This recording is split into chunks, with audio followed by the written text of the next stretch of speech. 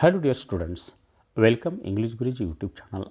I am Mr. Kagne sir, हुतात्मा Jayantrao Patil Junior College Himayatnagar District Nanded. Dear students, in this video we are going to learn about Unit 1st English 11th class. The name of the unit is Being Neighborly. विद्यार्थी मित्रांनो, या व्हिडिओमध्ये वर्ग 11वी इंग्रजी विषयाचा unit 1.1 being neighbourly शेजाऱ्याशी आपण शेजार धर्म कसा असावा याविषयीची ही स्टोरी पाहणार आहोत. विद्यार्थी मित्रांनो, संपूर्ण चॅप्टर आपण लाईन टू लाईन पाहणार आहोत. निश्चित रीतीने या चॅप्टरचे 2 ते 3 किंवा 4ही भाग होऊ शकतात. तुम्ही संपूर्ण व्हिडिओ पहा, निश्चित रीतीने तुम्हाला आवडेल. आणि आपण जर इंग्लिश गुरुजी यूट्यूब चॅनलवरती नवीन असाल तर इंग्लिश गुरुजी यूट्यूब चॅनल सबस्क्राईब करा, लाईक करा, शेअर करा. चला तर आपण बघूयात. बेइंग नेबरली हा जो चॅप्टर आहे त्यावरती काही आईस ब्रेकर्स क्वेश्चन्स केलेले आहेत. ते क्वेश्चन्स आपण या ठिकाणी सोडविण्याचा प्रयत्न करूयात. First question, read the following statement and mark those that apply to you. विद्यार्थी मित्रांनो, या ठिकाणी काही स्टेटमेंट दिलेले आहेत. ते स्टेटमेंट तुम्हाला कोणते लागू पडतात ते तुम्ही राईट करा आणि जे लागू पडत नाही ते करू नका. बघा, या ठिकाणी काही 6 स्टेटमेंट दिलेले आहेत. यापैकी हे मला लागू होतील ते राईट करतो आहे. तुम्हालाही ते लागू होतीलच असं नाही. काही लोकांना लागू होतील, काही लोकांना लागू होणार नाही. हे फक्त मी माझ्या पद्धतीने करण्याचा प्रयत्न करत आहे. First sentence, I make friends easily. मी सहजतेने मित्र करत असतो. निश्चिततेने मला हे लागू होतं. Second sentence, I wish to be friends with someone but my friendship is rejected. या ठिकाणी मला हे सेकंड सेंटेन्स लागू होत नाही म्हणून मी रिजेक्ट करतो आहे. Third sentence, someone has extended a hand of friendship towards me and I have not accepted it. हे सुद्धा मी लागू होत नाही अशा पद्धतीने करत आहे. त्यानंतर number 4 sentence, I have a large group of friends but no best buddy. मला भरपूर मित्र आहेत परंतु एक जवळचा अशा प्रकारचा कोणीही नाही. हे मी या ठिकाणी राईट केलेलं आहे. Number sentence 5, I have a small group of close friend and I have no wish to interact with anyone else. बघा, या ठिकाणी आता इथे सुद्धा मला स्मॉल ग्रुप ऑफ फ्रेंड्स, माझ्याकडे भरपूर म्हणजे कमी मित्र आहेत परंतु no wish to interact with anyone else, मला त्यांच्यासोबत कोणासोबत चर्चा करावीशी वाटत नाही. या ठिकाणी इथेही सुद्धा मी एस करेल. हे माझ्यासाठी मी एस करतो आहे. कदाचित तुमच्यासाठी ते आहे किंवा नाही हे लक्षात ठेवा विद्यार्थी मित्रांनो. And next sentence, I have cordial relationship with all but I can not connect with anyone. हे मात्र या ठिकाणी मी रिजेक्ट करतो आहे कारण माझी रिलेशनशिप इतरांसोबत आहे पण मी त्यांच्यासोबत कनेक्ट होत नाही कोणासोबतही. हे मला लागू होत नाही म्हणून मी रिजेक्ट केलेलं आहे. Next, complete the following web diagram. या ठिकाणी एक वेब डायग्राम दिलेली आहे बघा विद्यार्थी मित्रांनो, ती आपल्याला पूर्ण करावयाची आहे आणि काही स्टेटमेंट इथं दिलेले आहेत. ते स्टेटमेंट आपल्याला पूर्ण करायचे आहेत. बघा, इथे फ्रेंडशिप टू मी मीन्स, माझ्या मते मैत्री काय आहे. फर्स्ट आपल्याला करून दिलेलं आहे हॅविंग लॉंग कन्व्हर्सेशन. सेकंडही आपल्याला दिलेलं आहे गिव्हिंग अँड रिसिव्हिंग गिफ्ट. हे दोनही या ठिकाणी आपल्याला पॉईंट्स दिलेले आहेत.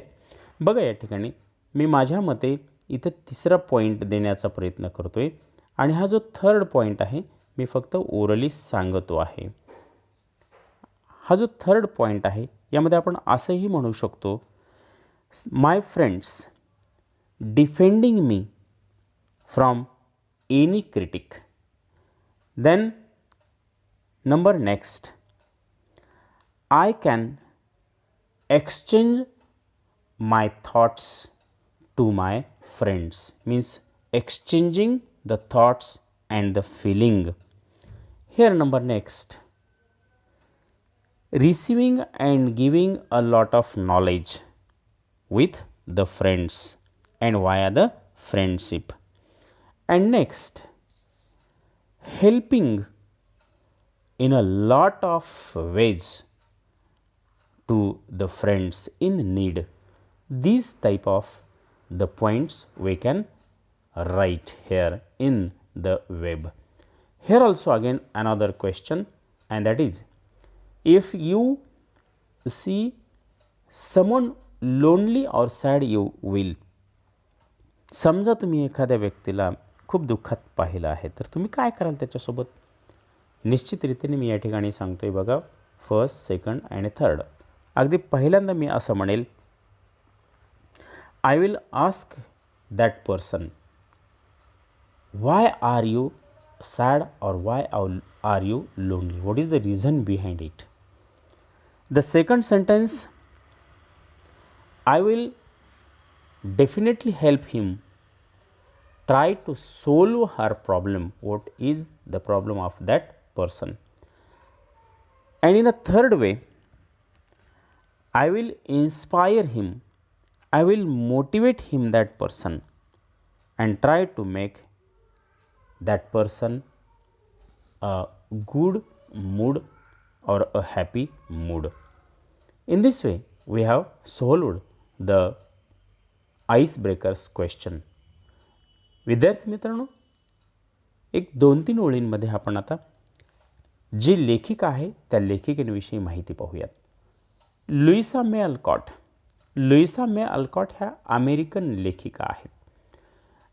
And this chapter is taken from his book Little Women. It was published in 1868. या स्टोरीमध्ये विद्यार्थी मित्रांनो, this is the story of 4 sisters. 4 बहिणींची आणि त्यांच्या एका मित्राची, शेजाऱ्याची ही गोष्ट आहे.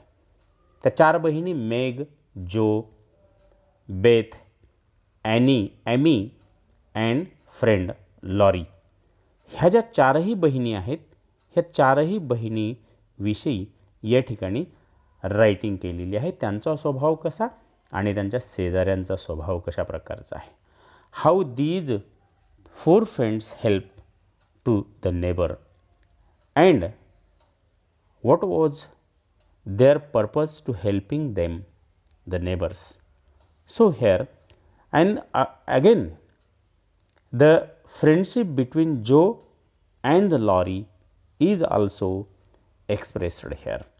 So the March girl and Laurie become best buddies and much more as the book progress. आणि या स्टोरीमध्ये या संपूर्ण मार्च फॅमिली जी काही आणि लॉरी फॅमिली यांच्याविषयीचं प्रेम इथे वर्णन केलेलं आहे. बघा विद्यार्थी मित्रांनो, या पहिल्या पार्टमध्ये आपण बघूयात की जी मार्च फॅमिली होती त्यांच्या ज्या 4ही मुली होत्या त्या कशा पद्धतीने स्वभावाने होत्या, कशा स्वभावाच्या होत्या. Let us here, what in the world are you doing to do now? Joe asked Meg one snowy afternoon as her sister came tramping through the hall. In a rubber boot, old sacque and hood, with a broom in one hand and a shovel in other. Look here, हे जे वातावरण आहे, सुरुवातच अशी आहे की एका दुपारच्या वेळेपासून सुरुवात झालेली आहे गोष्टीची, या स्टोरीची. आणि या ठिकाणी ह्या 4ही मुली ज्या आहेत, ज्या 4ही मुलींची नावं आपण या ठिकाणी बघितलीत. सख्या बहिणी आहेत. मेग मोठी आहे, जो आहे, बेथ आहे आणि ॲमी नावाची मुलगी आहे. या ठिकाणी मेग नावाची जी मुलगी आहे, बहीण जी आहे, ती आपल्या दुसऱ्या बहिणीला या ठिकाणी जोला अशी म्हणत आहे की तू या दुपारच्या वेळेला नेमकं काय करत आहेस.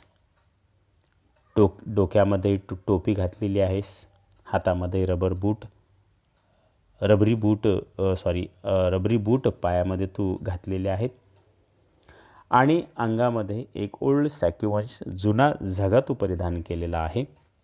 हातात एक झाडू घेतलेला आहे. दुसऱ्या हातामध्ये शॉवेल मीन्स एक फावडं घेतलेलं आहे. तू नेमकं काय करणार आहेस आता. यावेळेला जो काय उत्तर देते, going out for exercise, answered Jo with a mischievous twinkle in her eyes. आणि या ठिकाणी थोडंसं खोडकरपणे ट्विंकल अशा पद्धतीने मिस्किलपणे ती उत्तर देते. काय उत्तर देते? मी व्यायाम करायला चालले. ॲक्च्युली ती व्यायाम करायला चाललेली नाही. विद्यार्थी मित्रांनो, या ठिकाणी माझी एक विनंती आहे की तुमच्यासमोर तुमचं टेक्स्टबुक घेऊन बसा, जेणेकरून तुम्हाला डिटेल हे समजेल. या ठिकाणी पुढे आणखी काय म्हणता आहे बघा. ह्या दोघीजणींचं डिस्कशन आहे. सुरुवातच कुठून झालेली आहे की मेग आणि जो या दोघीजणींचं डिस्कशन चालू आहे. मग या ठिकाणी परत मेग काय म्हणते? I should think two long walk this morning would have been enough. It's cold and dull out, and I advise you made to stay warm and dry by the fire, as I do, said Meg with a shiver. Shiver, SHIVER, means थंडीने कुडकुडणे. आणि मला असं वाटतं, मेग म्हणते, मला असं वाटतं की तू सकाळी भरपूर व्यायाम केला आहे, भरपूर फिरून आलीस, मॉर्निंग वॉक करून आलीस. And it's cold and dull out, आणि तू आता बाहेर जाऊ नको. खूप वातावरण थंड आहे, कंटाळवाणं वातावरण आहे. आणि माझा एक सल्ला तुला आहे, तू घरामध्ये बस, शेकोटीपाशी उभ घेऊन बस. फायर मीन्स शेकोटी. एवढं म्हटल्याच्यानंतर परत जो काय म्हणते? Never take advice. Can't keep still all day and not being a pussy cat. I don't like to doze by the fire. I like adventure. I am going out to find someone. आणि या ठिकाणी परत ही थोडीशी जो चिडते, मला सल्ला देऊ नकोस, ॲडवाईस करू नकोस. मी काही एखाद्या मांजरीसारखी घरात बसून नाही. पुशी कॅट मीन्स मांजर. मी मांजरीसारखी घरात बसून राहू शकत नाही. आणि शेकोटीपासून डुलक्या घेणं, झोपणं हे मला अजिबात आवडत नाही. आणि म्हणून मला ॲडव्हेंचर मीन्स धाडस करायला आवडतं, साहस करायला आवडतं. आणि मी तसं काहीतरी करण्यासाठी शोधणार आहे. यावरती परत जो मात्र थोडीशी नर्वस होते, नाराज होते. मेग नाराज होते. Meg went back to toast her feet and read, I know, and Joe began to dig path with great energy. आणि जी मेग नावाची बहीण आहे, परत एकदा आय वनो म्हणजे एक ऐतिहासिक कादंबरी वॉल्टर स्कॉटची ती वाचत बसते. आणि जो मात्र आपल्या कामाला लागते आहे. रस्त्यावर पडलेला जो स्नो आहे, बर्फ आहे, तो बाहेर काढत नव्या जोमाने ती पुढे सरकत आहे. आणि आपलं काम मात्र तिने चालू ठेवलेलं आहे. The snow was light and with her broom she soon swept a path all round the garden for Beth to walk in when the sun came out and invalid dolls needed air. आणि या ठिकाणी ऊन जोपर्यंत येत नाही तोपर्यंत तिने बेथसाठी तिच्या मोडक्या बाहुल्यांना हवा लागावी म्हणून सगळ्या बागेतल्या बर्फ जो काही होता तो साफ करून त्यावरती एक वाट तयार केलेली होती. ज्या इनव्हॅलिड डॉल्स मीन्स थोड्याशा मोडकळीस आलेल्या, आणि ज्या मोडकळीस आलेल्या डॉल्सवरती बेथ आपली बहीण प्रचंड प्रेम करत होती. Now the garden separated the March house from that of Mr. Lawrence. आणि विशेष म्हणजे जे काही बर्फ पडलेलं होतं त्या बर्फ आणि जे काही गार्डन होतं त्या गार्डनने मार्चचं कुटुंब आणि शेजारी जे काही लॉरेन्सचं कुटुंब होतं या दोघांमध्ये जणू काही एक वेगळीकता निर्माण केलेली होती. तसं पाहिलं तर ही दोन्ही घरं both stood in the suburb of the city which was still country-like with groves and lawns, large gardens and quiet streets. ही दोन्ही घरं जी काही आहे, सबर्ब मीन्स उपनगर, शहरापासून कितीतरी दूर असलेली, निवांत शांत, अगदी ग्रामीण भागातल्या घरांसारखी, परंतु त्या ठिकाणी मोठी एक बाग होती, थोडी हिरवळ त्या बागेमध्ये होती. आणि रस्ते मात्र निर्मनुष्य आणि शांत अशा पद्धतीने होते, जणू काही एखादा गाव वाटावा अशा पद्धतीची दोन्ही घरं उभी होती. A low hedge parted the two estates. आणि या ठिकाणी बघा विद्यार्थी मित्रांनो, जणू काही ही दोन्ही घरं जी काही आहे एक छोटंसं एक कुंपण होतं त्या दोन्ही घरांच्यामध्ये. आणि हे दोन्ही घरांना जणू काही वेगवेगळं केलेलं होतं. इस्टेटमीच्या ठिकाणी दोन्ही घरं असा आपण अर्थ घेऊयात. On one side was the old brown house looking rather than bare and shabby a rob the vines that in summer covered its wall and the flowers which then surrounded. आणि तसं पाहिलं तर एका बाजूला थोडंसं लहान विटकरी रंगाचं एक छोटंसं जुनाट घर होतं, जे की उन्हाळ्यामध्ये त्या घरांच्या भिंती ज्या काही आहेत प्रचंड प्रमाणाच्या वेलीने वेढल्या जायच्या आणि फार मोठी फुलं जी काही आहेत, तपकिरी रंगाची फुलं असतील, भव्य अशा प्रकारची फुलं असतील, ती फुलं त्या घरावरती अगदी टवटवीतपणे दिसायची आणि वेढा घातलेला असायचा. त्या उलट दुसरं जे घर होतं on the other side was a stately stone mansion plainly betokening every sort of the comfort and luxury from the big coach house and well-kept ground to the conservatory and glimpses of lovely things one caught between the rich curtains. आणि दुसऱ्या बाजूला पाहिलं तर मॅन्सन means भव्य अशा प्रकारची मोठी हवेली होती आणि अतिशय आरामदायक, अतिशय आलिशान, फार श्रीमंत अशा पद्धतीने आहेत. अशा पद्धतीने ते घर, श्रीमंतीचं लक्षण फार मोठं होतं, भव्य दिव्य अशा पद्धतीचे ते घर जे बाजूला होतं.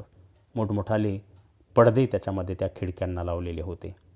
Eight it is same to lonely and lifeless sort of house and for no children, frolic on the lawn, no motherly face ever smile at the window and few people went in and out except the old gentleman and his ग्रँडसन.